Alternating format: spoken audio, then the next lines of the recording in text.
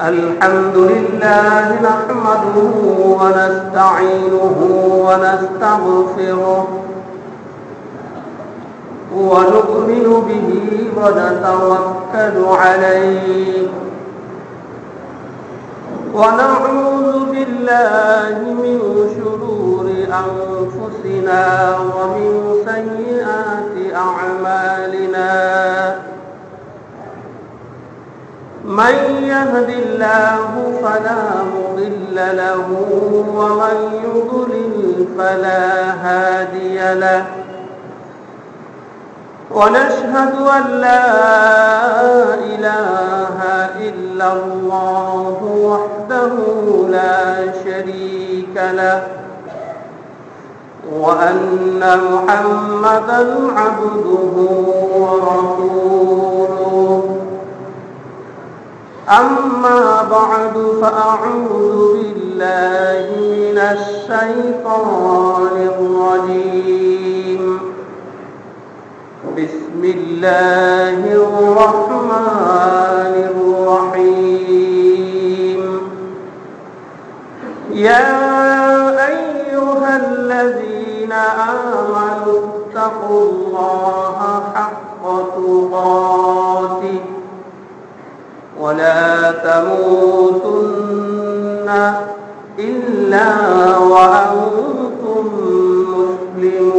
مسلمون وقال الله تعالى في كلامه المجيد والفرقانه الحميد إنما أموالكم وأولادكم فتنة والله عنده أجر عظيم قال النبي صلى الله عليه وسلم أخلص دينك يكفيك العمل القليل وقال النبي صلى الله عليه وسلم من كثر كلامه كثر خطاؤه ومن كثر خطاؤه مات قلبه ومن مات قلبه دخل النار أو كما قال عليه الصلاة والسلام إن الله وملائكته يصلون على النبي يا أيها الذين آمنوا صلوا عليه وسلموا تسليما اللهم صل على سيدنا ونبينا وشفيعنا وحبيبنا ومولانا محمد صلى الله عليه وعلى آله وأصحابه وبارك وسلم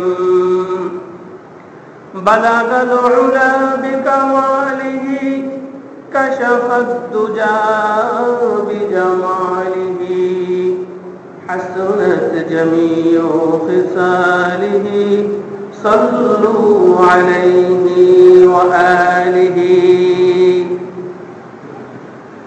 محترم واجب الاحترام আমার মহাসম্মানিত মুসল্লিয়ানে কেরাম মহান আল্লাহ পাক রব্বুল আলামিনের দরবারে লাখো কোটি শুকরিয়া জ্ঞাপন করছি ওই মালিক যিনি আমাদেরকে দয়া করে মায়া করে ভালোবেসে তার বহুত বড় হুকুম জুমার নামাজ আদায় করার জন্য তার ঘরের মেহমান হবার তৌফিক দিয়েছেন আমরা সকলে বলি আলহামদুলিল্লাহ জুমার দিনে জুমার নামাজ আদায় করার নিয়াতে যখন বান্দা ঘর থেকে পরিপূর্ণভাবে তৈয়ার হয়ে আল্লাহর ঘরের উদ্দেশ্যে রওনা হয় তাফসীর ইবনে কাসিরের ভিতরে হাফেজ ইমাদউদ্দিন ইবনে কাসির রাহমাতুল্লাহ আলাইহি হযরতে আবু হুরায়রা রাদিয়াল্লাহু তাআলা আনহু একখানা রওয়ায়াত উল্লেখ করে বলেন, জনাবে মুহাম্মদুর রাসূলুল্লাহ সাল্লাল্লাহু আলাইহি ওয়াসাল্লামের ইরশাদ ফরমান, জুমার দিনে জুমার নামাজের উদ্দেশ্যে তৈয়ার হয়ে যখন নাকি আমার কোনো উম্মত জমিনের উপরে ঘর থেকে বের হয়ে প্রথম কদম রাখলো, আর রাখার সাথে সাথে আল্লাহ পাক রব্বুল আলামিন তার পিছনে সমস্ত গুনাহ খাতা মাফ করে দিবেন। আল্লাহ নবী জনাবে মুহাম্মদুর রাসূলুল্লাহ সাল্লাল্লাহু আলাইহি ওয়াসাল্লাম ইরশাদ ফরমান, ইয়াউমুল জুমআতি হজ্জুল মাসাকিন, আমার উম্মতের ভিতরে মদিনায় আসার, মক্কায় আসার কামনা ভাষণা নিয়ে আমার উম্মতটা দুরূহে থাকবে, গরিবানা হালতে থাকবে, কিন্তু আসতে পারবে না। আমি নবী মুহাম্মদুর রাসূলুল্লাহ সাল্লাল্লাহু আলাইহি ওয়াসাল্লাম যে খালিস নিয়াইতে জুমার দিন জুমার নামাজ আদায় করবে, সে যেন শুধু জুমার নামাজ আদায় করেই আল্লাহর ঘর থেকে বের হলো না, সে যেন একটা কবুল হজ করে আল্লাহর ঘর থেকে বের হয়ে গেল। ইয়াউমুল জুমআতি হজ্জুল মাসাকিন, রবিউল আউয়াল মাস, যেহেতু নবী পাক সাল্লাল্লাহু আলাইহি ওয়াসাল্লামের শুভাগমনের এই মাস, আর সেজন্য নবী পাক সাল্লাল্লাহু আলাইহি ওয়াসাল্লামের জীবনের উপরে তাফসীরে রুহুল মাআনির মুসান্নিফ আল্লামা ইমাম আলুসি রাহমাতুল্লাহি আলাইহি তিনি একখানা হায়াতুন নবীর উপরে একখানা কিতাব লিখেছেন। আর সেখান থেকে আমি নবী পাক সাল্লাল্লাহু আলাইহি ওয়াসাল্লামের মহা পবিত্র জীবনের উপরে সামান্য কিছু আলোচনা রাখব, পাশাপাশি ঈমানের অগ্নি পরীক্ষা। আমি আপনাদেরকে দোতে আল্লাহ তৌফিক দিয়েছেন, পবিত্র কালামে পাক থেকে দুখানা আয়াত শরীফ তেলাওয়াত করেছি। পবিত্র কালামে পাকের সবচেয়ে বড় একটা মুজিজা হলো এই যে কালামে পাকের তাফসীর শুরু হবে আর কোনোদিন কিয়ামত হয়ে যাবে, তাফসীর শেষ করা সম্ভব হবে না। এটা হচ্ছে পবিত্র কালামে পাকের বড় একটা মুজিজা। এটা যে তাফসীর করতে গেলে পবিত্র কালামের গুণ সম্বলিত যে সকল রূপগুলো আছে আলোচনা করা হবে ইনশাআল্লাহ। আমি আপনাদের খেদমতে যে আয়াতখানা তেলাওয়াত করেছি, ইয়া আইয়ুহাল্লাযীনা আমানুত্তাকুল্লাহ, আল্লাহ রাব্বুল আলামিন ঈমানদার বান্দাদেরকে বলেছে। কোরআন শরীফে বহু জায়গায় ঈমানদার বান্দাদেরকে আল্লাহ উদ্দেশ্য করে বলেছেন, ইত্তাকুল্লাহ, আল্লাহকে ডরাও, হাক্কা তুকাতিহি, ডরানোর মতো করে ডরাও। অতঃপর আল্লাহ বলেছেন, সাবধান, ওয়ালা তামুতুন্না ইল্লা ওয়া আনতুম মুসলিমুন, সাবধান, মুসলমান না হইয়া তোমরা মৃত্যুবরণ করো না, মুসলমান না হইয়া তোমরা কবরে এসো না। তো ঈমানদারদেরকে আল্লাহ সম্বোধন করেছেন। ঈমান হয়েছে গুরুত্বপূর্ণ একটা বিষয়। আল্লাহ পাক রব্বুল আলামিন 1,00,000 মতান্তরে 2,24,000 পয়গম্বর আল্লাহ দুনিয়াতে প্রেরণ করেছেন। এই নবীদের ভিতরে ছোটবেলা থেকে নবীদের অত্র এলাকার যে যে এলাকার পয়গম্বর ছিলেন সব মানুষ ভক্ত হয়ে গেছে, অন্ধ ভক্ত। নবীরা মিথ্যা কথা বলতেন না, সৎ চরিত্রবান, নরম স্বভাবের, ইনসাফওয়ালা, আমানতওয়ালা, মাসুম, কোনো পাপ করতেন না। এই জন্য এলাকার সব মানুষ নবীদের খুব পছন্দ করতেন, ভালোবাসতেন।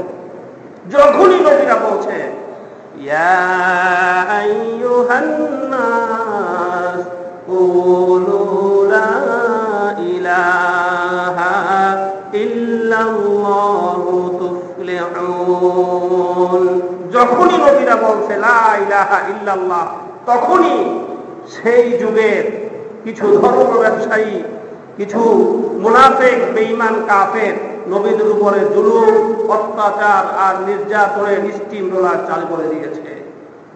কালেমার দাওয়াত দিতে গিয়ে আল্লাহ রব্বুল আলামিনের নবীদের ভিতরে অনেক নবীদেরকে সেই জাহিলি যুগে বনী ইসরাঈলের লোকেরা করাত দিয়ে দ্বিখণ্ডিত করে ফেলেছে, নবীদেরকে পাথর মেরেছে, অগ্নিকুণ্ডে নিক্ষেপ করেছে। আর এই সম্পর্কে আল্লাহ রাব্বুল আলামিন পবিত্র কালামে পাকে কোনো মানুষের দৃষ্টান্ত নয়, আল্লাহ নিজেই দৃষ্টান্ত দিয়েছে এবং সুস্পষ্ট জানিয়ে দিয়েছে যে দেখুন, নামাজ জীবনে কাজা হয়েছে, হয়তো অনেক সময় রোজা রাখতে পারিনি, হয়তো বা যাকাতও আমরা অনেকে দিতে পারিনি। আল্লাহর কাছে আত-তাইবু মিনাজ যামবি কামান লা যামবা লাহু, বান্দা তওবা করলে এমন হয়ে যাবে যে সে বান্দা যেন জীবনে কোনোদিন আর পাপ করে নাই, অর্থাৎ আল্লাহ তার পিছনে সব গুনাহটা মাফ করে দিবেন। তবে ঈমানের ক্ষেত্রে আল্লাহ লা ইলাহা ইল্লাল্লাহু মুহাম্মাদুর রাসূলুল্লাহ, ঈমান আনার ক্ষেত্রে আল্লাহ কাউকে কোন রকমের কনসিডার করার সুযোগ দেয়নি। আল্লাহ রাব্বুল আলামিন বলেন, দরাবাল্লাহু মাসালান লিল্লাযীনা কাফারু ইমরাআতা নূহিন ওয়া ইমরাআতা লূত। আল্লাহ বলেন, আমার দুইজন প্রিয় বান্দা, একজন হলো হযরতে নূহ আলাইহিস সালাম, আর একজন হলো হযরতে লূত আলাইহিস সালাম। এই দুইজন আমার কাছের বান্দা, আমার পয়গম্বর, তাদের দুই স্ত্রী আল্লাহর নবীর সাথে ঘর করেছে, সংসার করেছে, আল্লাহর নবীর কামাই করা রিজিক খেয়েছে, আল্লাহর নবীর সাথে শয্যা যাপন করেছে, আল্লাহর নবীর সন্তান তারা গর্ভে ধারণ করেছে, করা সত্ত্বেও আল্লাহর নবীর স্ত্রী হওয়া সত্ত্বেও আল্লাহ রাব্বুল আলামিনের দ্বীনকে তারা গ্রহণ করে নাই। কয়জন নবীর স্ত্রী? দুইজন নবীর স্ত্রী। যখন মহাপ্লাবন শুরু হয়ে গেছে,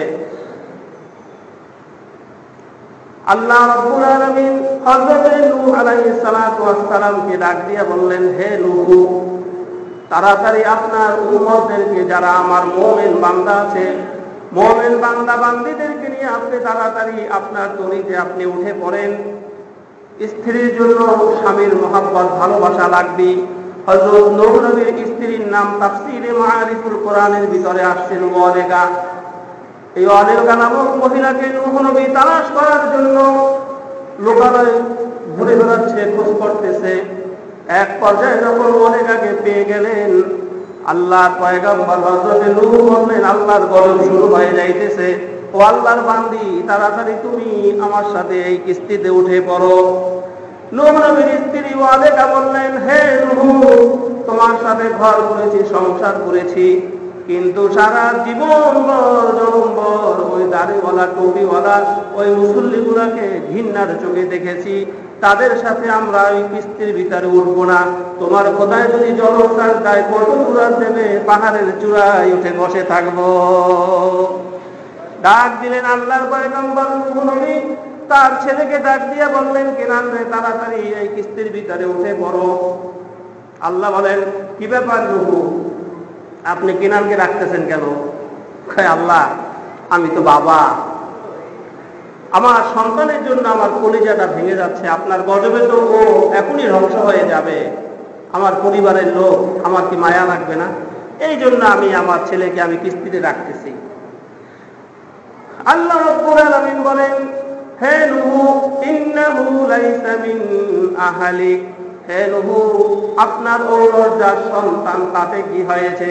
সে যখন নাকি ধর্ম গ্রহণ করে নাই, দ্বীন মানে নাই, লা ইলাহা ইল্লাল্লাহ দাওয়াতকে কবুল করে নাই, আমি আল্লাহ রাব্বুল আলামিন আপনাকে সুস্পষ্ট জানিয়ে দিলাম, সে আপনার পরিবারস্থ কোনো লোক হতে পারে না।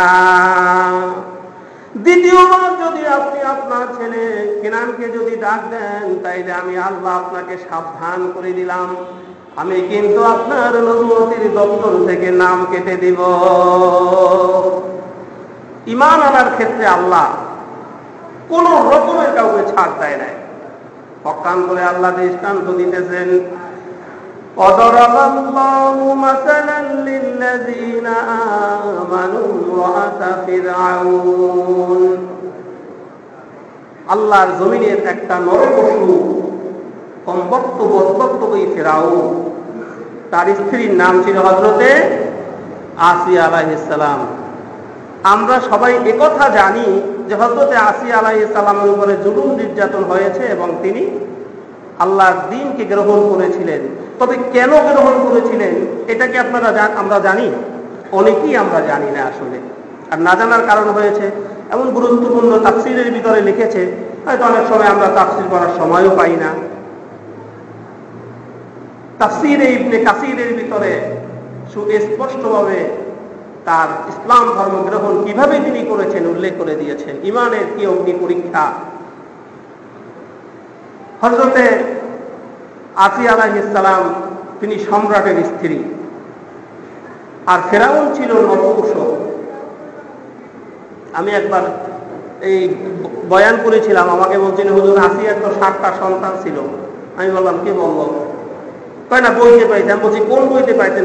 বাংলা বইতে। আমি বলছি হবে না, তাফসিরে যা আসছে আল্লাহর কোরআনের তাফসির, আল্লাহর নবী সাহাবায়ে কেরামদেরকে যে তাফসির করেছেন এটাই সঠিক, চড়ি বইয়ের কথা সঠিক না।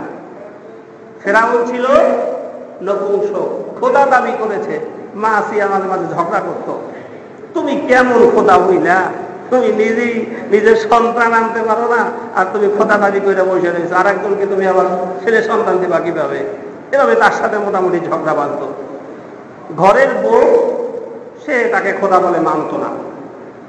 এই ফেরাউনের একজন দারোগা ছিল, দারোগার স্ত্রী মুসা আলাইহিস সালামের কালেমার দাওয়াত গ্রহণ করে তিনি মুসলমান হয়ে গেছে। ফেরাউনের একটা পালক মেয়ে ছিল, এই মেয়ের মাথায়, ওই দারোগার স্ত্রী তার ওই মেয়ের বান্ধবী ছিল, মাথায় চুল আঁচড়াত। মহিলাদের সচরাচর এটা একটা সৃষ্টিগত আল্লাহর পক্ষ থেকেই আসছে এই অভ্যাস। এক জায়গায় বসলে মহিলারা মাথায় বিলি দেয় আর দুনিয়ার যত কথা আছে সব কিছু, ভয়েস অফ আমেরিকা, বিবিসি লন্ডনের যত সংবাদ সব তারা আলোচনা করে। তো সেখানে কথাবার্তা বলতে বলতে হঠাৎ করে চিরুনিটা হাত থেকে মাটিতে পড়ে গেছে, দারোগা আর বিবি সাহেব আর স্ত্রীর হাত থেকে।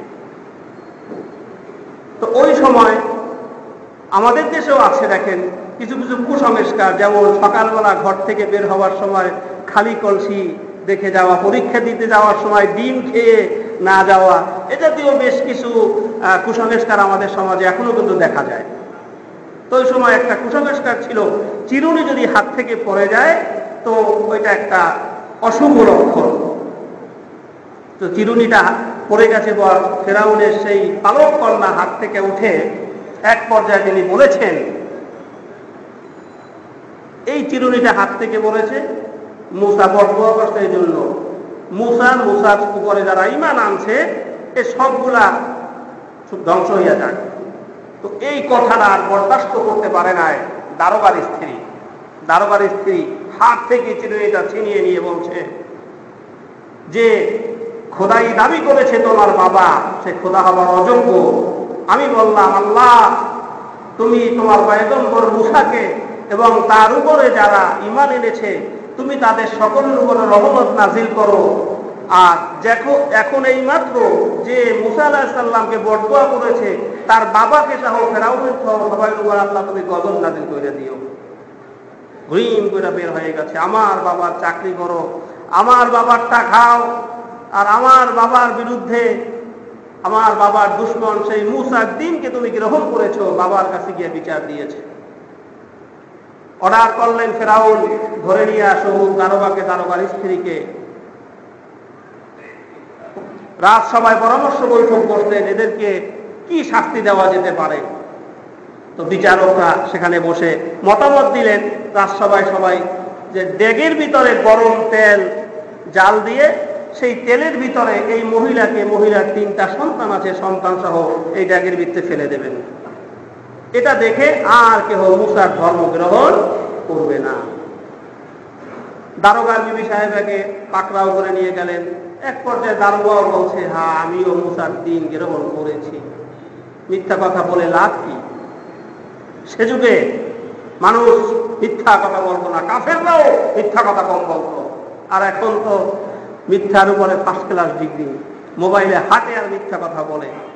একদিন গাড়িতে বাসে যাইতেছি, বাসের ভিতরে বসে বলতেছে, যাত্রাবাড়ি থেকে গুলিস্তান যাচ্ছি, বাসের ভিতরে বসে বলতেছে আমি এখন চট্টগ্রাম হালি শহরে আছি। তো আমি বললাম যে ভাই এত বড় একটা মিথ্যা কথা বলেন, একা একা বললেও তো হইতো, এতগুলো লোকের সামনে মিথ্যা কথা বলতে পারলেন আপনি? তো এভাবেই হচ্ছে মানুষ মিথ্যা কথা বলে। তো তাই আল্লাহর বান্দা সে মিথ্যা কথা আর বলে নাই, আমি ঈমান এনেছি। কমবক্ত ফেরাউন ড্যাগের ভিতরে তৈল গরম করলেন, অতঃপর আল্লাহর বান্দি তার প্রথম সন্তানকে ফুটন্ত তৈলের ভিতরে ফেলে দিলেন, দ্বিতীয় সন্তানকেও ফুটন্ত তৈলের ভিতরে ফেলে দিলেন।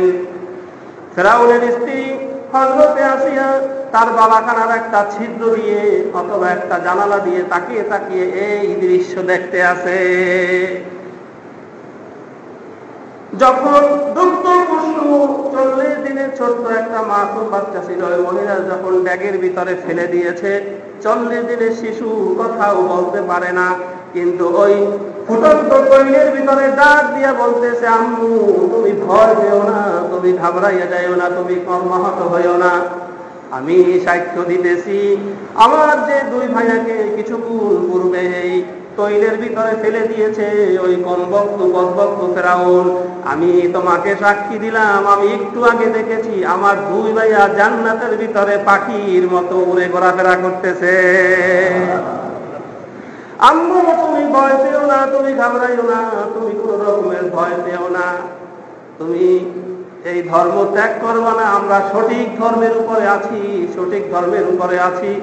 এমন সময় পদ্মক্ত ফেরাউনের সঙ্গী সাথীরা ওই মহিলাকে ফুটন্ত তৈলের ভিতরে ফেলে দিয়েছিলেন। এই ঘটনা সেখানে যারা ছিল সবাই দেখছে, দেখা ওই মজলিসে সবাই মুসলমান হয়ে গেছে। বিবি আসিয়া তিনিও দেখেছেন ছিদ্র দিয়া। একদিন ফেরাউন রাজসভার একজন বড় মিনিস্টারকে ডাক দিয়ে বললেন, কি খবর, কোনো খোঁজ খবর রাখো কিনা? বলে, জাহাপনা কি হয়েছে? খবর রাখো কিনা? আমার ঘরের বিবি আসিয়া তো মুসার দিন গ্রহণ করেছে।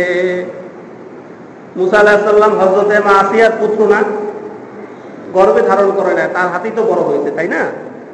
আমার ছেলের ধর্ম আর একজন গ্রহণ করে জান্নাতে চলে যেতে পারে, আমি কেন পারবো না? এক পর্যায়ে ফেরাউন এই মর্মে নির্দেশ দিলেন, দূরে নিয়ে আসিয়াকে এমন ভাবে নির্যাতন করবা ওর চিৎকার যেন আমি আমার ফেরার সাথে বৈশা শুনতে পাই। হযরতে মা আসিয়াকে লোহার করাত দিয়ে তার বস্ত্রগুলো এক এক করে খসে খসে নামাইয়ে দিয়েছিল।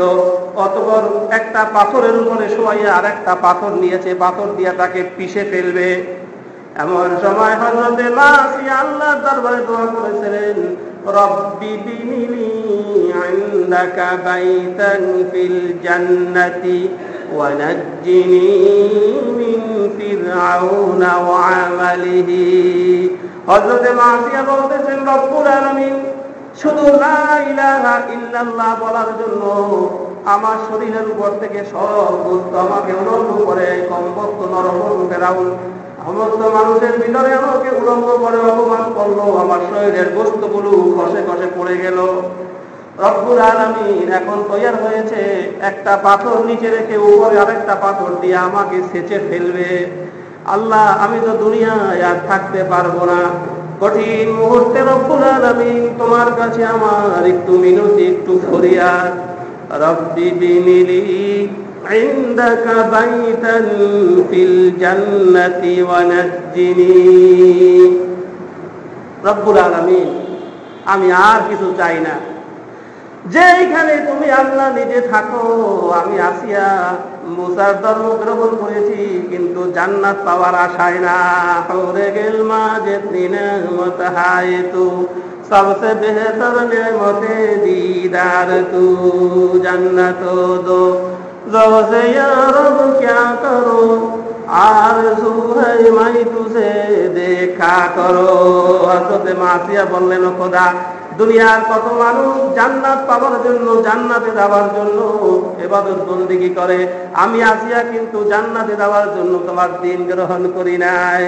আমি তোমার কাছে আমার শেষ মুহূর্তে একটু ফরিয়াদ জানাইলাম, তুমি যেই জায়গায় থাকো সেই জায়গার পাশে আমি আসিয়ার জন্য একটা ঘর নির্মাণ কইরা দিবা।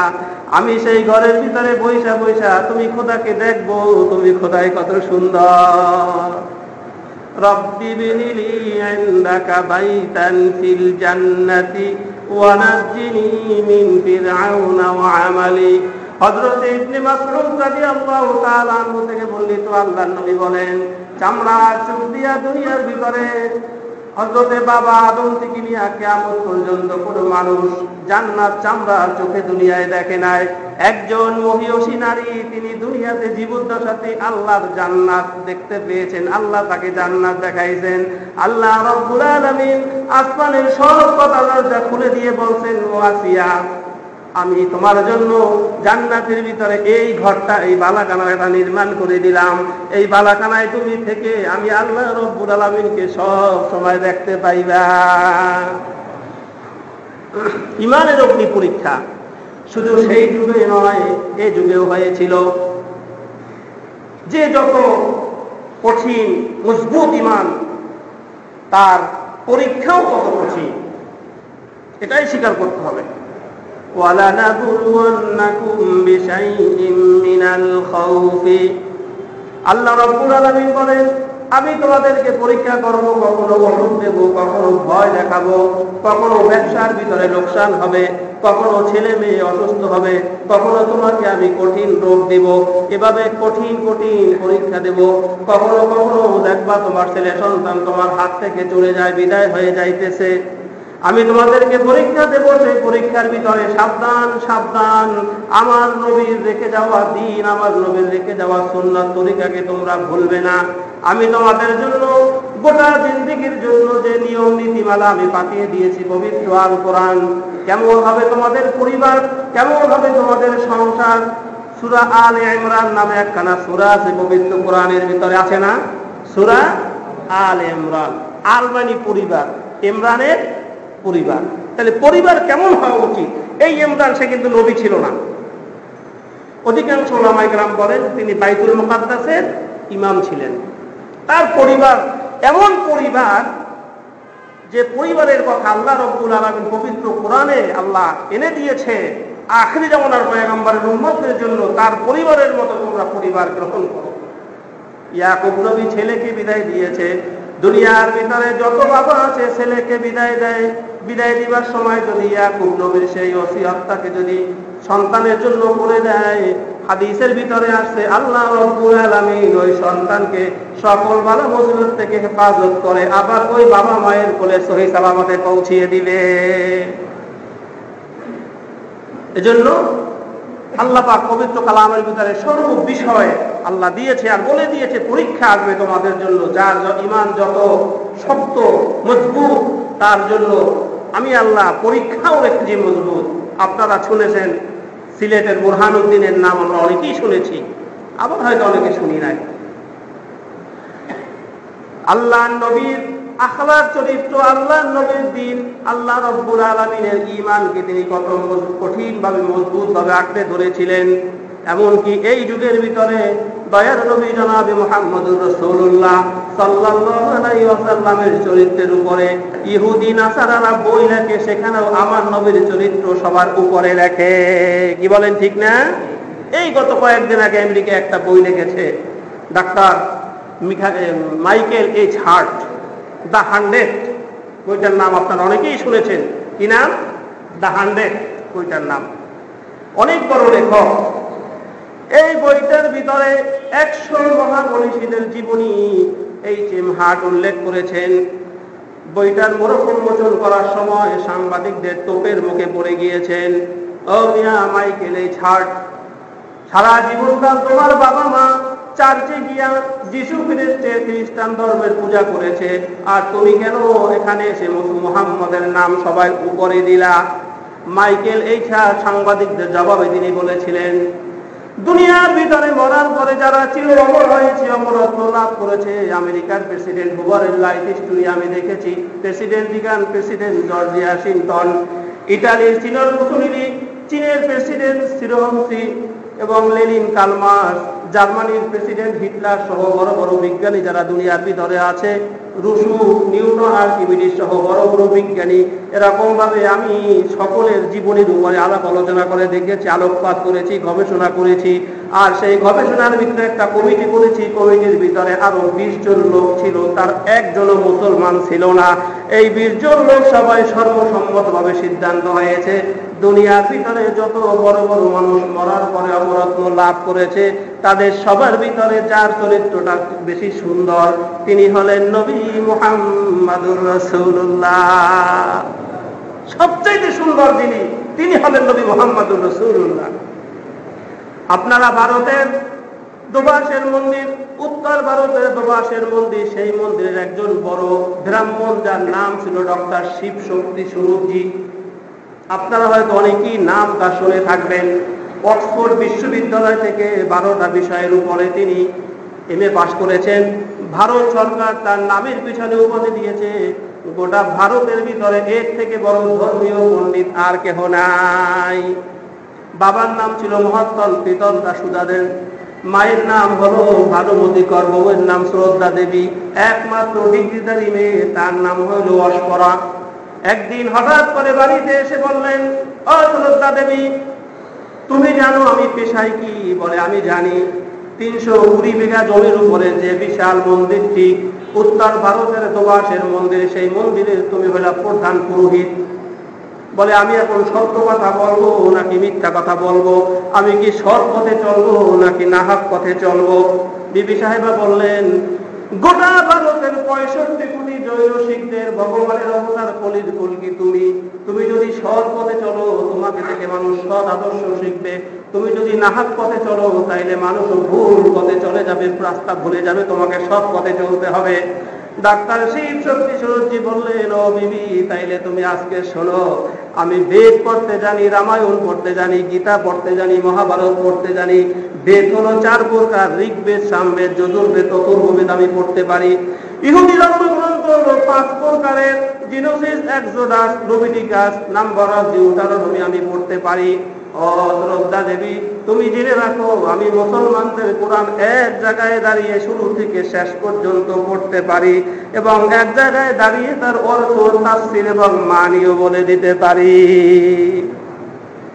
আমি কি সত্য কথাই বলবো? কাহা বলেন।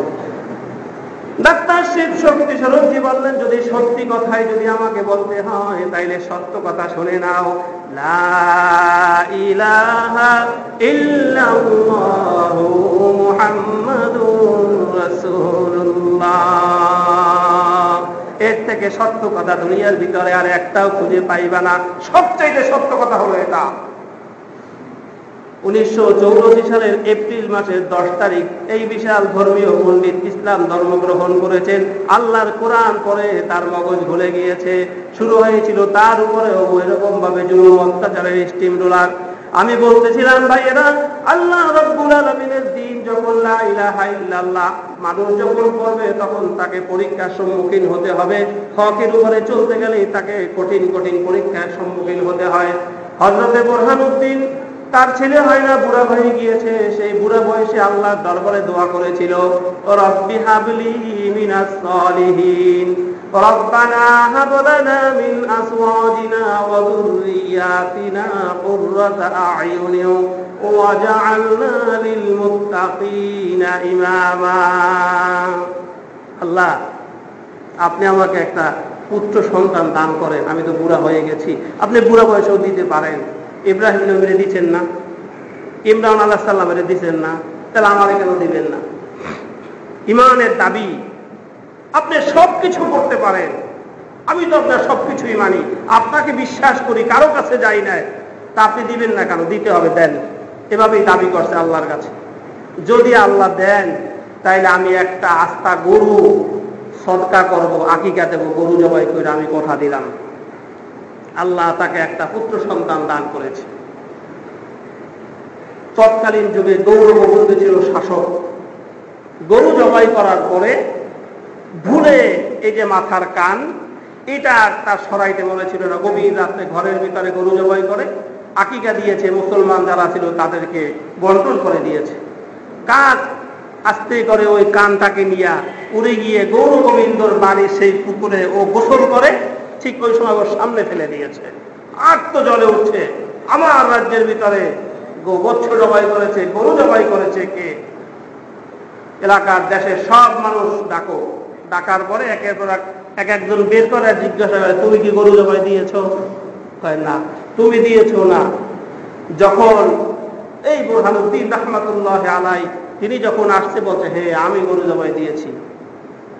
মুসলমান যত বিপদ আসুক মিথ্যা কথা বলে না, আমি গরু জবাই করেছি। কেন? তার সম্পূর্ণ ঘটনাটা খুলে বললেন। আমার একটা ছেলের জন্য আমি এভাবে দোয়া করেছিলাম, আল্লাহ কবুল করেছে, আমি ছেলের আকিকার জন্য আমি গরু জবাই করেছি। হ্যাঁ, তোমার ছেলের জন্য অর্ডার করেছে, তেলে বেগুনে জলে উঠছে গৌর গোবিন্দ, তাড়াতাড়ি চলে যাও, সেই শিশুটিকে নিয়ে আসো, যে শিশুর কারণে আমাদের ধর্মকে আজকে ওরা অপমানিত করেছে, লাঞ্ছিত করেছে, আমার মাকে লাঞ্ছিত করেছে। মায়ের দুধ খায় তাই বলে তাকে অপমান করা হয়, তবে মায়ের চামড়া দিয়া জুতা বানাইয়া পাই দিলে অপমান করা হয় না। যাই হোক, ওদিকে যাব না। হযরতে বুরহানুদ্দিনকে বেঁধে রাখলো পুলিশ বাহিনী গিয়ে। 40 দিনের ছোট্ট শিশু, কোন কোন বইতে লিখেছেন মাত্র 7 দিনের ছোট্ট শিশু। ছোট্ট শিশুটির পাও ধরে জাগাইয়া পুলিশ বাহিনী নিয়ে আসতেছে, আর ওই জনম দুঃখিনী মা চিৎকার করতেছে, আমার বাবাকে এভাবে করে নিও না, ছোট্ট শিশু, ওকে কষ্ট দিও না, আমি মা বরদাস্ত করতে পারি না, ও আমার বড় আদরের সন্তান। মাকে সহ গ্রেফতার করে নিয়ে আসলো গৌর গোবিন্দের দরবারে।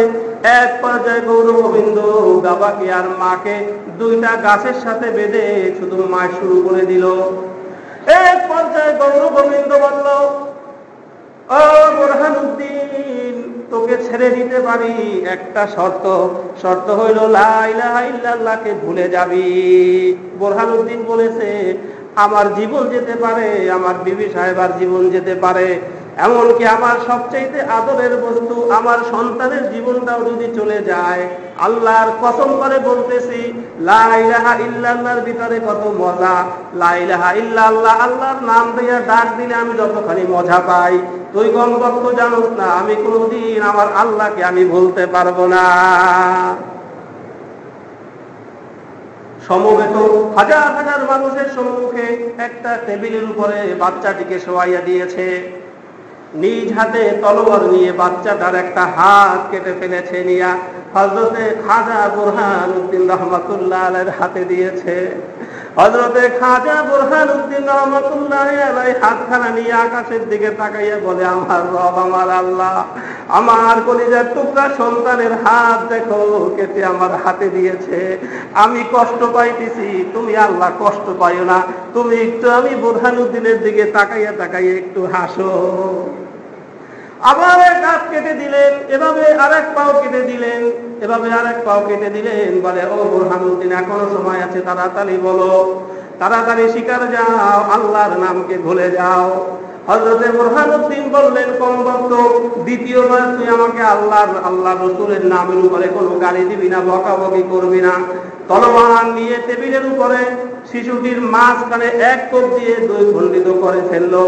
অতঃপর 2 খণ্ডিত শিশুর এই 2 টুকরাকে নিয়ে হযরতে খাজা বুরহানুদ্দিনের কোলের ভিতরে দিয়ে দিলেন। সন্তানের 2 টুকরা নিয়ে হযরতে খাজা বুরহানুদ্দিন রাহমাতুল্লাহ আলাইহি আল্লাহ রব্বুল আলামিনের দরবারে হাত তুলে দোয়া করেছেন, রব্বুল আলামিন, দুনিয়ার ভিতরে এমন কোন বাবা আছে এই কঠিন মুহূর্তে বাবা ঠিক থাকতে পারে? আমি বুরহানুদ্দিনের কলিজা ভেঙে গিয়েছে মাওলা, এই কঠিন মুহূর্তে আমি বুরহানুদ্দিন তুমি খোদাকে কিন্তু ভুলি নাই। লা ইলাহা ইল্লাল্লাহু মুহাম্মাদুর রাসূলুল্লাহ। আল্লাহ বলেন, ও দুনিয়ার মানুষ, যত ঝড় তুফান আসবে আমি আল্লাহকে তোমরা ভুলবা না। ইয়া আইয়ুহাল্লাযীনা আমানুত্তাকুল্লাহা হাক্কা তুকাতিহি ওয়া লা তামুতুন্না ইল্লা ওয়া আনতুম মুসলিমুন। আল্লাহ বলেন, ও বান্দা, তুমি নামাজের ভিতরে অনেক সময় ভুল হয়ে যায়, সময় সংকীর্ণতার কারণে নামাজ ঠিক সময় আদায় করতে পারো নাই, আমি আল্লাহ রব্বুল আলামিন তুমি তওবা করলে আমি আল্লাহ মাফ করব। মাফ করার মালিক আমি, সর্বময় ক্ষমতার মালিক আমি। আন্নাল কুওয়াতা লিল্লাহি জামিআ, সব আমলের ভিতরে কনসিডার আছে আমি আল্লাহ, আমি মাফ করে দিব। তবে ঈমান নিয়ে যদি কোনো গন্ডগোল বাজে সেখানে আমি আল্লাহ কাউকে ছাড় দেব না। ইন্নাশ শিরকা লাযুলমুন আযীম, ঈমানের ভিতরে কোনো রকমের ভেজাল করলে কাজ হবে না। যদি ঈমানের ভিতরে ভেজাল করলে কাজ হতো, নবীর ছেলে হইয়া ক্ষমা পায় নাই, নবীর চাচা ক্ষমা পায় নাই। ঈমান নিয়ে কোনো রকমের তাল বাহানা আমি আল্লাহ এইটা মেনে নিতে পারি না। সবকিছু মানা যায়, ঈমানের ক্ষেত্রে আমি আল্লাহ মজবুত। আল্লাহ বলতেছেন এজন্য মানুষ দুইটা কারণে ঈমানের উপর থেকে সরে যায়। একটা হয়েছে ধন সম্পদ জাগতিক, আর একটা হয়েছে ছেলে সন্তান। এই দুইটা জিনিসকে আল্লাহ উল্লেখ করে বলেন, ইয়া আইয়ুহাল্লাযীনা আমানু লা তুলহিকুম আমওয়ালুকুম ওয়ালা আওলাদুকুম আন যিকরিল্লাহ। সাবধান, তোমাদের এই ছেলে সন্তান এবং জাগতিক এই ধন সম্পদের মোহ তোমাদেরকে যেন আল্লাহর জিকির থেকে তোমাদেরকে গাফিল না করে। পরিশেষে একখানা হাদিস আপনাদের ক্ষেত্রে তেলাওয়াত করেছিলাম খুতবায়, আখলিস দীনাকা ইয়াকফিকাল আমালুল কালিল। আল্লাহর নবী বলেন, যদি তোমার ঈমান যদি পরিপূর্ণ হয়, খালেস হয়, নির্ভেজাল যদি হয়, কোনো ভেজাল থাকে না, আমার বিপদ, আমার আপদ, আমার রোগ, আমার ঘর, আমার সংসার, আমার প্রয়োজন, যেখানে যা কিছু আছে সবকিছু একমাত্র দেওয়ার মালিক হইল আল্লাহ। এটাই যদি হয় তাইলে আল্লাহ রাসূল বলেছে, স্মরণ রেখো, আখলিস দীনাকা ইয়াকফিকাল আমালুল কালিল। তোমার আমল যদি সেক্ষেত্রে কমও হয়, ঈমান মজবুত আছে, আমল কম, কাল কিয়ামতের ময়দানে আমি নবী তোমাদেরকে আমি সাক্ষ্য দিলাম, তোমাদের এই কম আমল মজবুত ঈমান থাকলে কাল কিয়ামতে নাজাতের জন্য এই কম আমলই যথেষ্ট হয়ে যাবে। আল্লাহ রাব্বুল আলামিন আমাদের সবাইকে আমল করার তৌফিক দান করুন। ওয়া আখিরু দাওয়ানা আলহামদুলিল্লাহি রাব্বিল আলামিন।